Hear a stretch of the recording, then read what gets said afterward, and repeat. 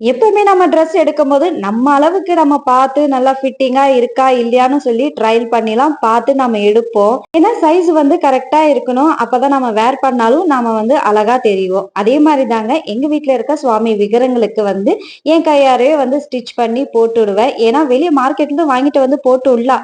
ஆனா அவங்களுக்கு வந்து ஒண்ணு சின்னது, ஒண்ணு பெருசா ஃபிட்டிங்கா இருக்காது.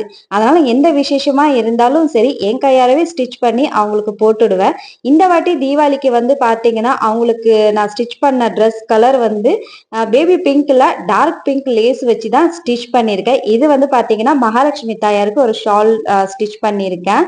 இது வந்து பார்த்தீங்கன்னா 2வது நம்ம முருகருக்கு தான். இது வந்து வேஷ்டி.